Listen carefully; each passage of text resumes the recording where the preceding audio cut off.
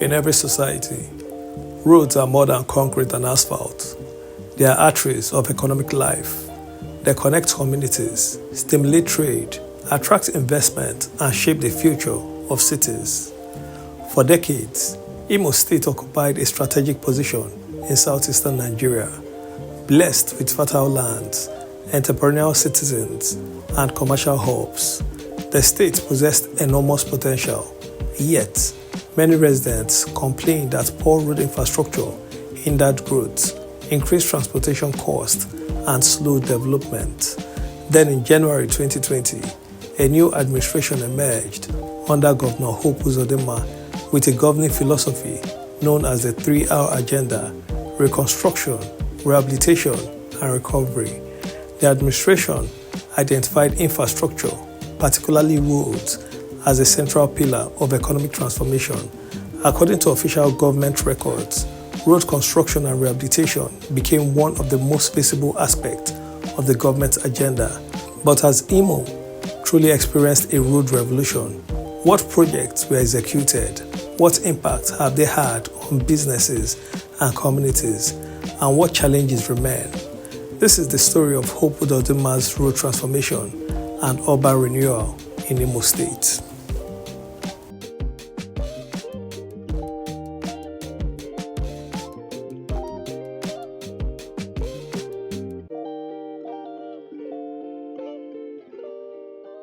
To understand the significance of recent developments, one must first understand the condition of infrastructure before 2020. Many strategic roads across the state had deteriorated over the years. Communities struggled with poor accessibility during rainy seasons. Transportation became even more difficult. Businesses faced higher logistic costs. Farmers struggled to move produce to markets. Investors also viewed infrastructure challenges as a major obstacle. Residents repeatedly demanded action. Urban centers such as Olu, Owerri, and Okigwe needed modern transportation corridor capable of supporting growing population and expanding commercial activities. The challenge was immense, but so was the opportunity.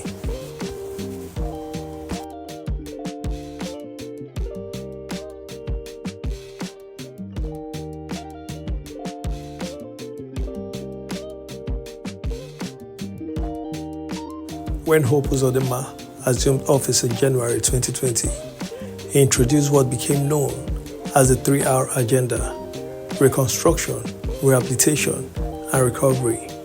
The strategy focused on rebuilding critical infrastructure, restoring neglected assets, and repositioning Imo State for economic growth. Road construction quickly became the flagship project of the administration. The government argued that economic prosperity begins with connectivity. Without roads, markets cannot function efficiently. Without roads, industries struggle. Without roads, urban renewal becomes impossible. The administration therefore embarked on what it described as an unprecedented infrastructure campaign.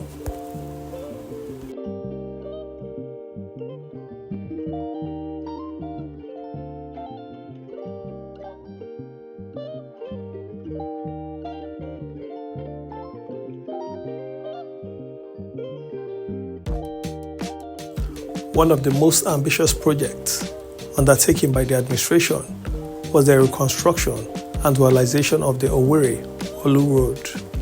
This corridor is among the most important roads in Imo State. It connects the state's capital with one of the state's largest commercial and population centers. For years, congestion and deterioration affected movement along this route. The reconstruction project sought to change that. According to reports and government statements, the road became one of the flagship projects frequently cited as evidence of the administration's infrastructure drive. Today, the corridor stands as one of the most recognizable symbols of the state's modernization effort. Travel times have reduced, traffic flows have improved, commercial movement has become more efficient.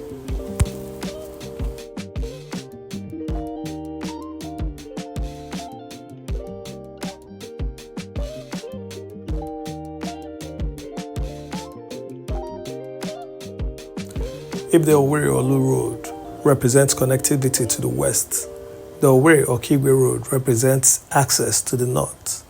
The dualization and rehabilitation of this corridor was designed to enhance trade and mobility. The route serves thousands of commuters daily and provides a critical connection between communities and economic centers. Government officials repeatedly highlighted the road as a strategic investment aimed at stimulating economic activities throughout the state. For transport operators, reduced travel time means increased profitability. For businesses, improved logistics means lower costs. For citizens, it means easier access to opportunities.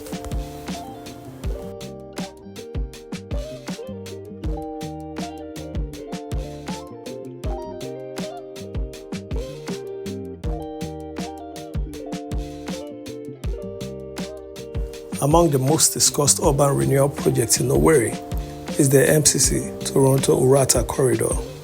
This road corridor has become a showcase of modern urban infrastructure in the state. The project transformed a major transportation route, serving residential, commercial, and institutional areas. Governor Uzodinma frequently cited the corridor as one of the administration's landmark achievements. For many residents, the project represents more than a road construction. It represents the modernization of urban Owerri. Street aesthetics improved, mobility improved, property value reportedly increased, and commercial activities expanded.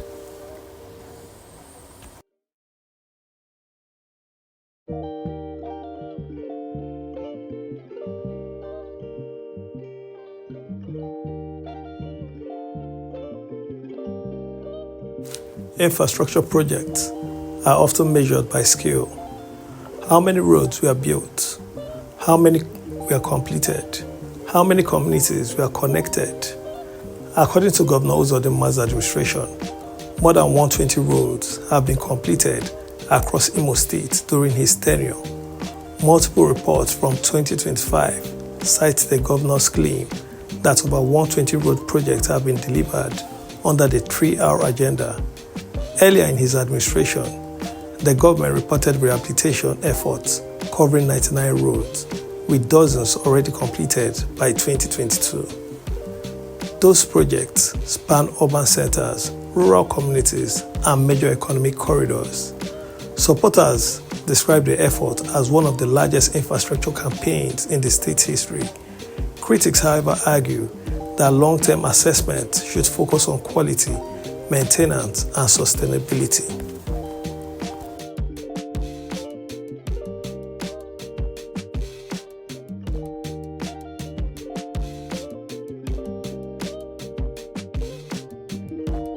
Roads alone do not create modern cities.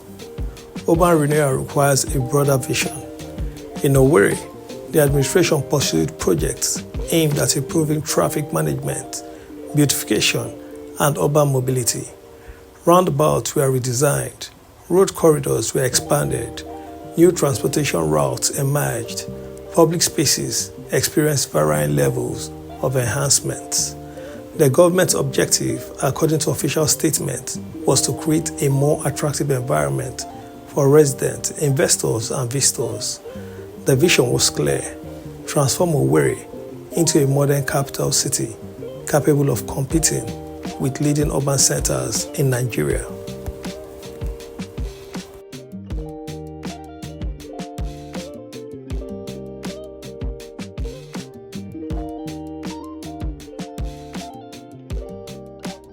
Infrastructure investment is ultimately judged by economic impact. Do roads create jobs? Do they attract investment? Do they stimulate growth? Improved transportation corridors have enhanced access to markets and business centers across the state. Major roads connecting commercial areas now facilitate easier movement of goods and services. The government maintains that these projects are economic lifelines designed to boost productivity and trade while connecting communities more efficiently. From traders to transport operators, many sectors stand to benefit when infrastructure improves. The full economic impact may take years to measure, but the intention is unmistakable. Roads are being used as instruments of development.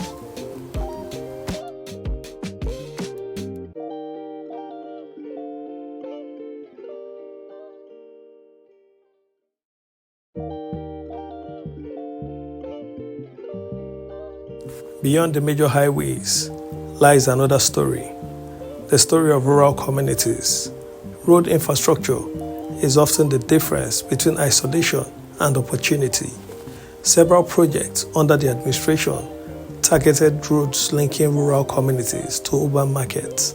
These roads are crucial for agriculture. Farmers depend on reliable transportation to move produce efficiently.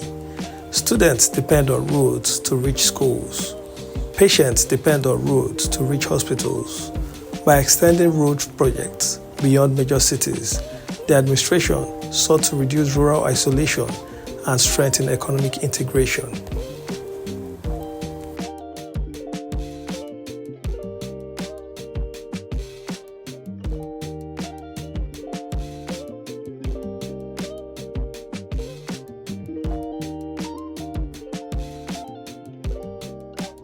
No major infrastructure program exists without controversy. While supporters celebrate the scale of road construction, critics raise important questions. Are all projects meeting international standards? Will maintenance be sustained? Can road construction alone solve broader urban challenges? Public discussions frequently emphasize the importance of drainage systems, urban planning, waste management, street lighting, and long-term maintenance. Similar concerns are commonly raised in infrastructure debates across Nigeria. Infrastructure transformation is not merely about building roads, it's about creating systems that endure. The debate continues, and perhaps that is healthy for democracy.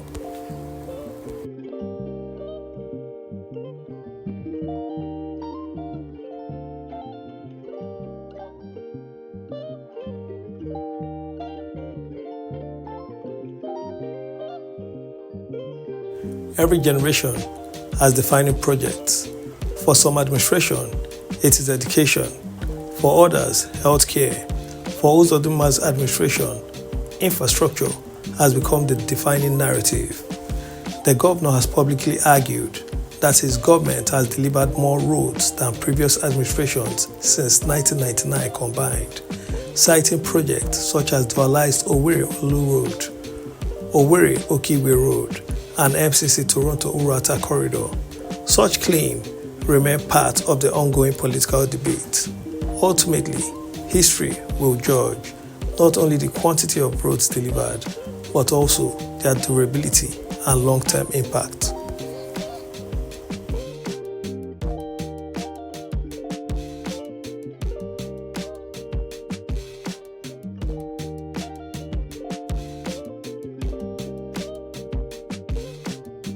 As the sun sets over newly reconstructed highways and expanding urban corridors, one question remains: what comes next?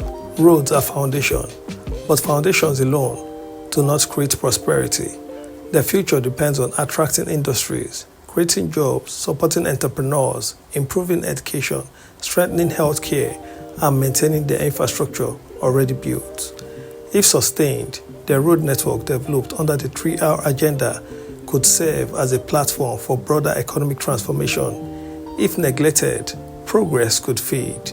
The next chapter of Igbo State's story is still being written, and the roads being built today may determine the opportunities available tomorrow.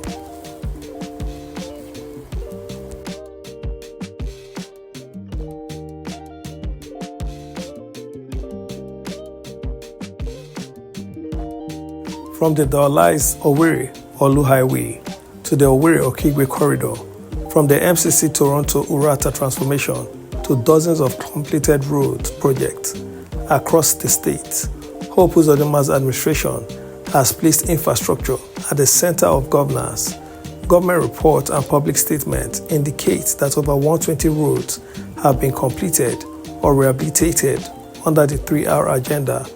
Whether viewed as historic infrastructure revolution or a work still in progress, one fact is undeniable.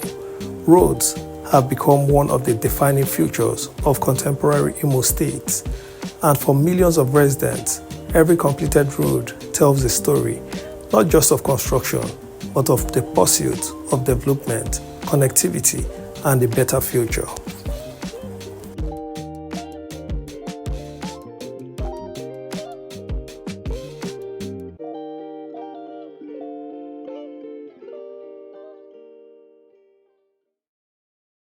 As the sun sets over the evolving landscape of Imo State, the roads tell their own story, a story of ambition, a story of reconstruction, a story of a state determined to redefine its future.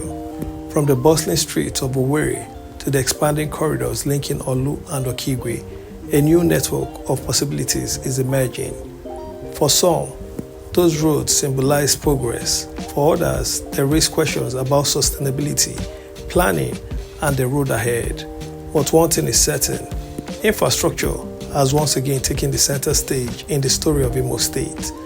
And as history continues to unfold, the true impact of these transformations will not just be measured in kilometers of asphalt, but in the lives changed, the opportunities created, and the future built upon them. This is more than a story about road.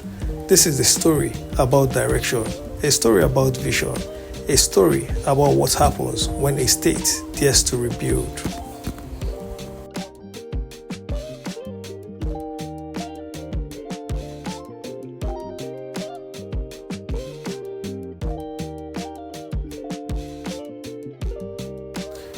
If you found this documentary informative, don't stop here.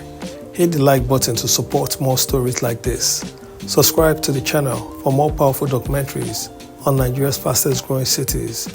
Turn on the notification bell so you never miss the next big story. Now we want to hear from you. Do you think the road transformation in Imo State is enough to drive real big economic growth? Or is there more the government should be doing?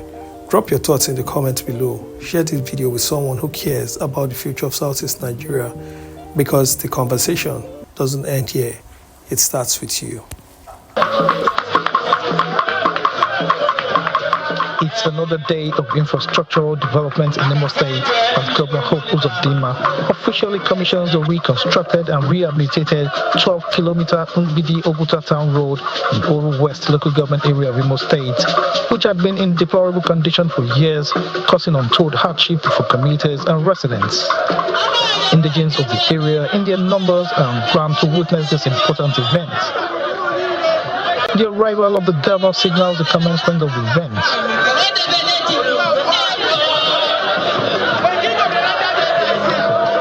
The Imo State Commissioner for Works, Raf Onwosu, gives a brief insight on this newly reconstructed road. We extended additional 6 kilometers in Oguta town. We are talking of Fumiro Road, we are talking of Wampa Road, we are talking of Justice Oguta Road to make it up to 18 kilometers. Governor Uzodinma says this development underscores his administration's drive to provide an enabling environment for rapid economic growth in Imo State. It is important to note that over 120 quality roads has been constructed in Imo State. This is driven by our shared vision to diversify the economy and industrialize the state. Not done for today, the government moves to commission the newly reconstructed and rehabilitated DSS road of Amakoya in Owerri North local government area. For the governor, his administration continues to deliver on his election promises through his numerous developmental projects that have direct impact on the people. I recall how in 2019, how to go to relief market, you need a journey. How to go Mawaha was impassable. How to get to Olo, you must spend 4 hours. To go to Okigwe, of course, had to be in days. Today, the story is no longer the same. He then renames the road Umar Ganduje Road. Then the APC National Chairman commissions the road. 25. Thank you.